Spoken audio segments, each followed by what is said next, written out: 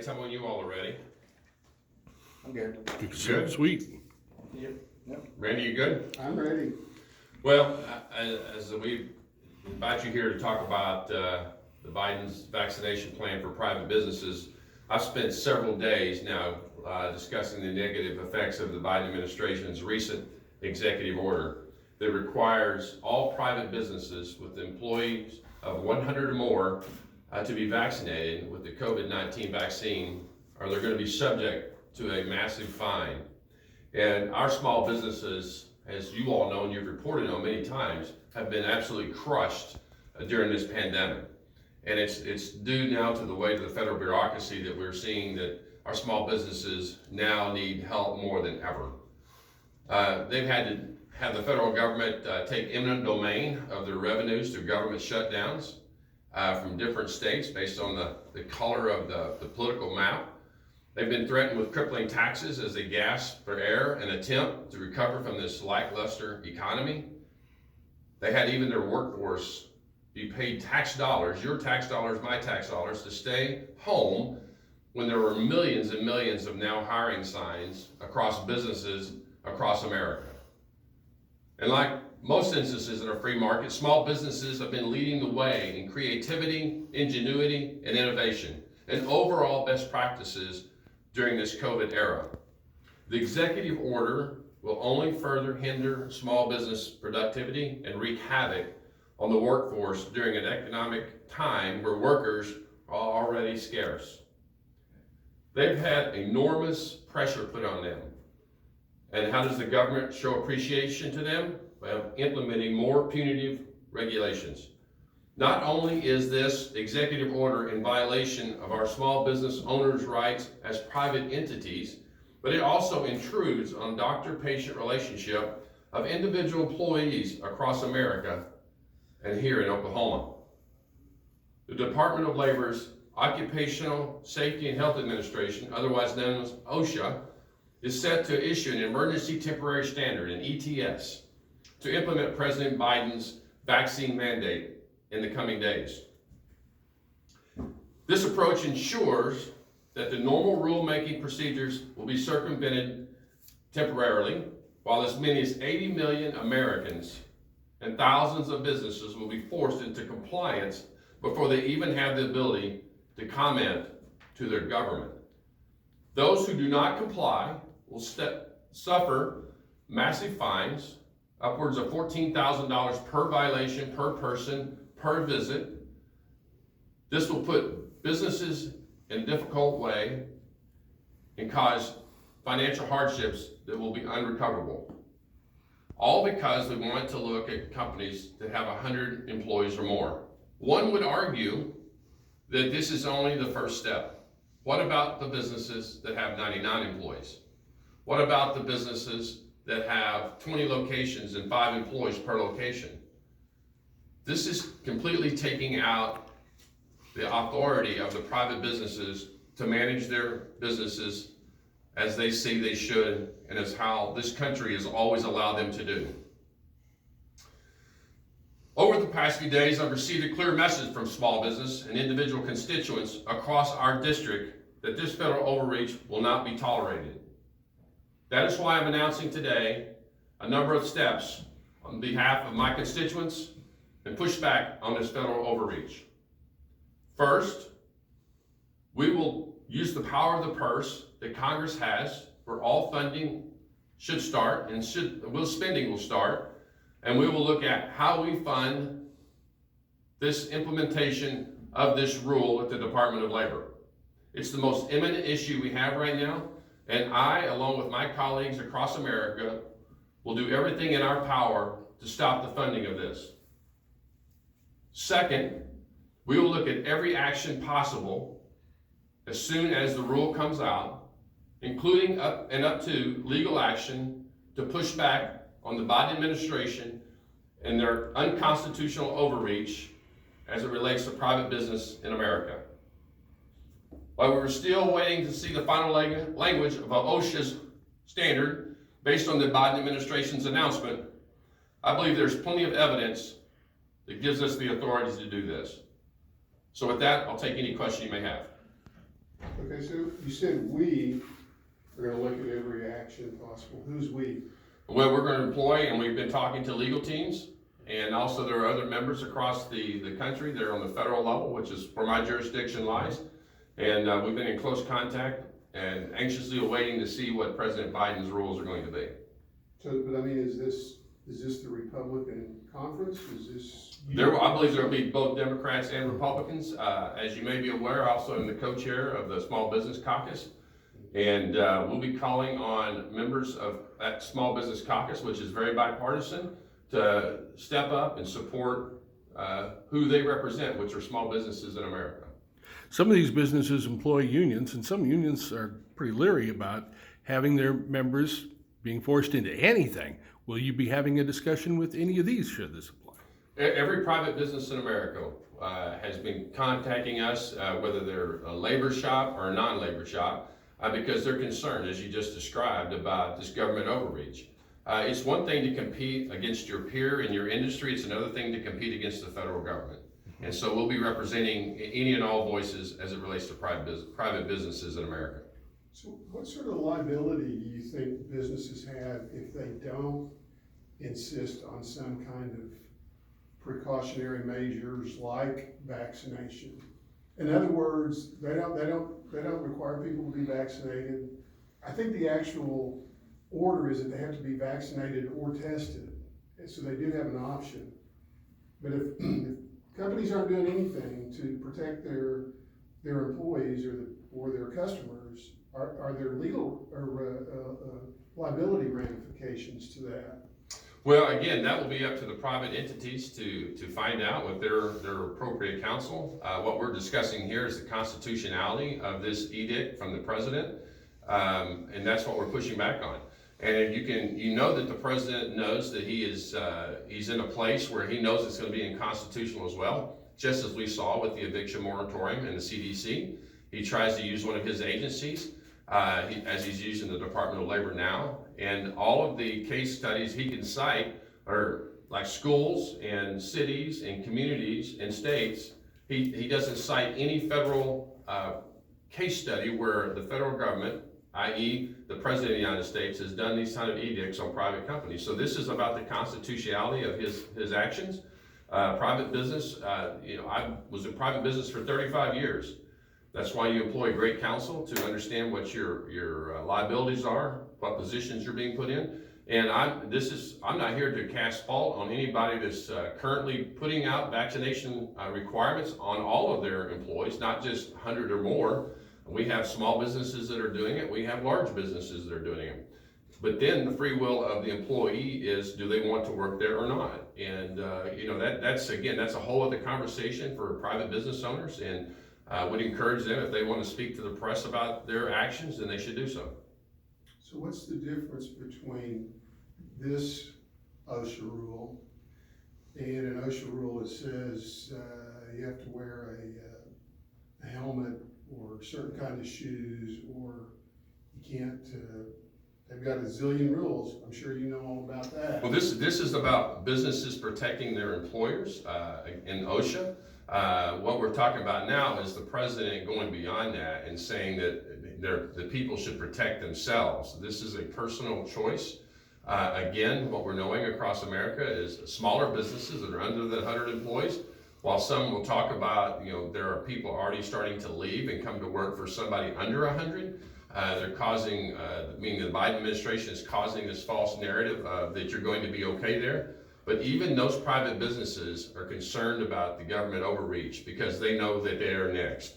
And another thing is this rule, based on what we know right now, and we haven't seen it, and I understand what you said, that it's about inoculations and testing, but we don't know that for sure.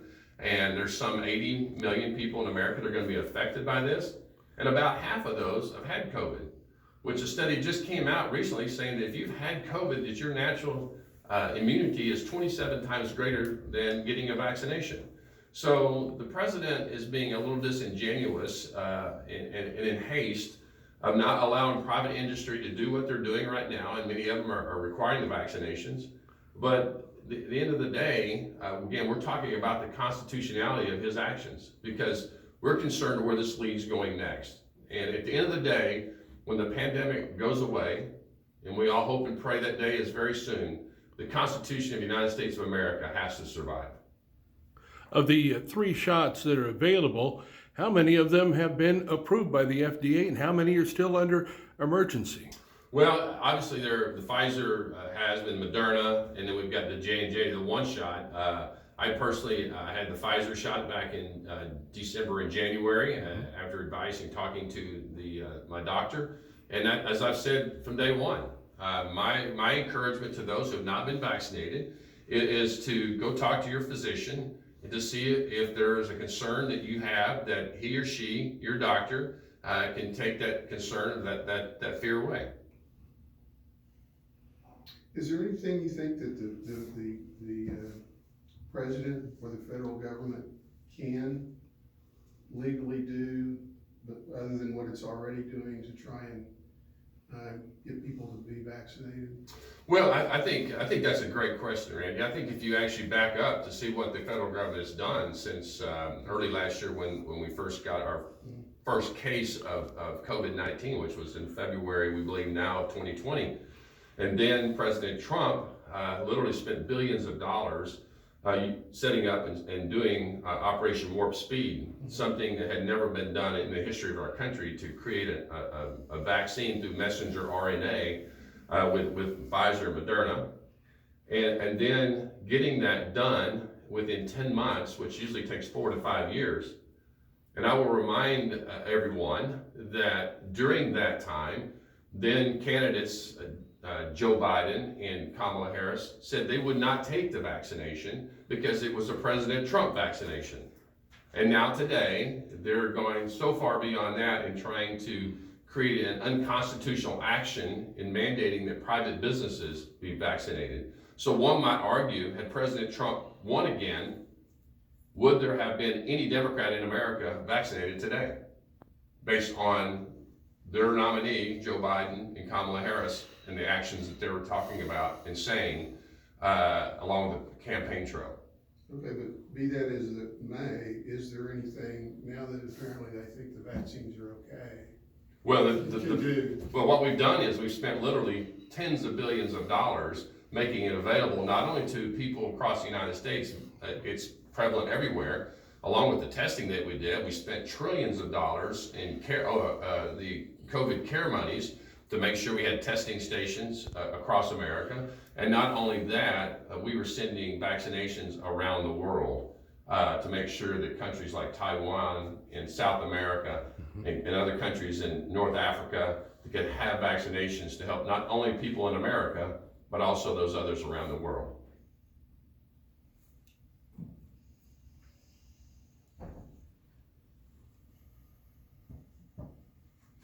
We good?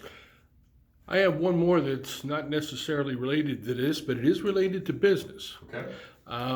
Back in July, Mr. Biden apparently asked the telecom industries that have SMS texting to monitor texts of individuals and businesses to see if there was any, in his words, improper information regarding COVID being transmitted over these lines. A lot of people thought that was a joke. A radio station I once worked for in Illinois just had their text service suspended because callers into the radio station oftentimes text into the radio station. And they were simply asking questions about COVID this, COVID that, and because they deemed on their own, I guess, that there was some misinformation, the service was interrupted. First of all, are companies such as these carriers, are they allowed to go in and start taking a look at what everybody's transmitting? I'm not aware. I mean, I know what you're talking about, the original conversations about them reaching out to the social media companies like Facebook and others and criticizing them. But as far as the text messages, obviously they would have to go through some of our big service providers, some of the larger telecom companies, which would obviously be done through some of our alphabet soup folks up in Fort Meade area. But I haven't seen the latest comments that you said there. So if you can get that to our staff, we'll check. I did. I just sent that before I came here, and I hope you get a chance to look at it, sir. Thank you. All right, thank you. I was gonna ask, I have to say, I've been a little surprised. I thought there would be at least some businesses who, were maybe privately glad to have this mandate such as it is, because it'd give them some cover to do what they wanted to do but were afraid to on their own. Have you heard from anybody like that? We've talked to all kinds of businesses and to businesses just as you described. We have businesses here in the first district and across the state and actually across the country that I've talked to that probably privately, that's probably a fair statement. I'll let them describe that to the press when they want to. But they also know that just because a president comes out and puts this edict out, this unconstitutional edict, it doesn't change the heart and soul and the mind of the person who feels like they've been pressured to do something that's outside of their personal freedoms. And, you know, again, if a business wants to do that as part of their operating guidelines, that's one of the things you get to do. You get to see the pros and cons of that. And again, we have companies that have 100 employees, let's say, that all work tightly in a warehouse and they're very close proximity to one another, that have chosen to do that. And then we have other companies that have 200 or 300 that are scattered out everywhere that have chosen not to. And because of those particular decisions, those employees will have the ability to either stay in those jobs and understand based on the communications of those companies, those private companies, or why they're doing that. And if they feel good about why they're having to get vaccinated, then they will stay. And if not, they will go somewhere else. And the reality is that, you know, we have about 60% of Americans that are vaccinated now, and we have another 25% that have had COVID, and some of those obviously are the same. But I know the American people, and many are concerned about the confusion that they're hearing, that if you're vaccinated, you're okay. And if you're vaccinated, you can also carry. And if you've had COVID, then you're 27 more times inoculated, if you will, with the antibodies than if you actually had the shot. And yet we still have the people that ought to be the most fearful in all this are the folks that are the unvaccinated, not the people that are the vaccinated. And so we are, again, we're going to be continuing to push back on President Biden and his actions. And as more information comes out, and right now we know, even in the first district and across the country, that more and more people are having getting the vaccinations every single day. So by the time that this rule comes into play, and we have the opportunity to push back, it will be November. And at the current rates, the president wanted to be at 70% by July 1st, and he didn't make that goal by any stretch of the imagination. But again, they're not counting in, as many of my colleagues have said, both Democrat and Republican, they're not counting in the some 40 million that have already had COVID. Well, all I know is what the doctors here say, which is like 90 or 95% of the people who were showing up at the hospital haven't been vaccinated. Is there any reason to doubt that, you think? I don't know. We have talked to them. I've talked to them. I've heard the same thing. And first of all, I want to say this to our frontline workers. And I've said this on a number of occasions. I've visited with nursing facilities. I've visited with doctors. Just thank you so much for what you have been doing for all of those who've been inflicted with the COVID-19 virus. Our nurses have worked long hours. And I know that they are pushing hard and telling everybody they can that the vaccination is the way to go. And I'm sure some of their influence is why more people are getting vaccinated. It's certainly not people like the President of the United States or even me talking from a podium. They're not doing that because I'm saying that. They're doing it because their medical doctor, their personal physician is telling them that they either should get one or they shouldn't. And there are a lot of folks who are compromised by immunity type issues or their cancer, where they can't get the shots, and so they shouldn't be forced or mandated to it, and they shouldn't lose their job because they can't. Can I ask you about the Medicare amendments from yesterday or the day before? What those? I know you guys sent out a kind of a summary, but I didn't quite grasp it. Sure. So what are you trying to do there, other than draw attention to the fact that Medicare's got about 5 years left on its Yeah, so the way, so if you think about Medicare has a checking account and a savings account, and so we take money out of the savings and we put it in our checking account, and we write the prescribed or mandated benefits that we have right now across America. And by 2023, 2024, right, it keeps fluctuating a little bit because it's based on worker payroll taxes. And we're seeing that kind of change right now again with what's going on in the workforce. But in 23, we're going to have a 21% cut because we're going to deplete all the money in our quote savings account. And that's not from me, that's from the Medicare Trust Fund. And then we're going to have the same issue happen with will happen with Social Security if we don't make some corrective actions there as well. And the last time that we made real structural changes in those was some 40 years ago. And the workforce has changed, and so has the age of the population. So what I understand is that one or two of the things that you had in there were to try and preserve the Medicare Advantage program. Yes. So what's the kind of the Social Security or the CMS cost, basically the taxpayers' cost or the government's cost for the Advantage versus the traditional? Yeah, so there's some opportunities to clean it up, but it's also privately competitive on its Medicare Part C. A and B are the traditional Medicare that we've known forever, and then Part D is obviously the pharmaceutical component of that. But Part C is the privatized part of Medicare, and we want to structurally change that as well a little bit, where the pharmaceutical companies have to participate, even put some money in there, and they have to be more involved. Right now, that's funded through a benchmark structure where they go in and look at the services they're providing, so they bid out these services.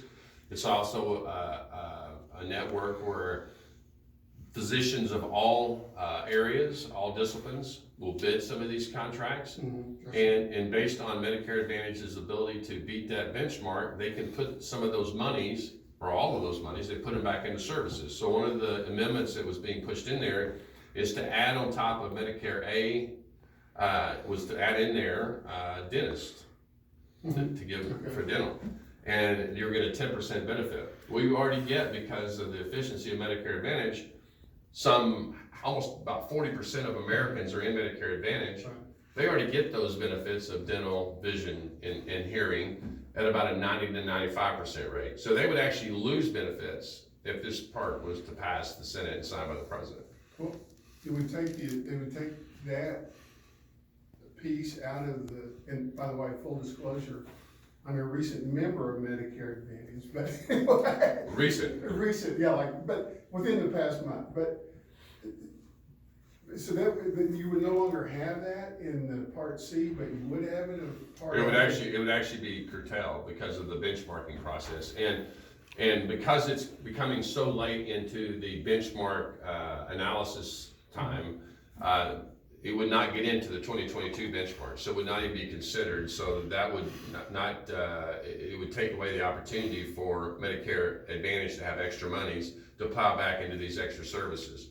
The question is whether or not they'll actually be able to get it into the 2022 or 2023 benchmark, because they have to have it in 2022. A lot of dates going on here, but it's the timing of when this ultimately passes. And so it could be that Medicare Advantage is at a disadvantage until 2024 on the ability to give folks that are in there these great benefits at a significantly reduced cost. Because what that does is it removes the necessity to have gap insurance.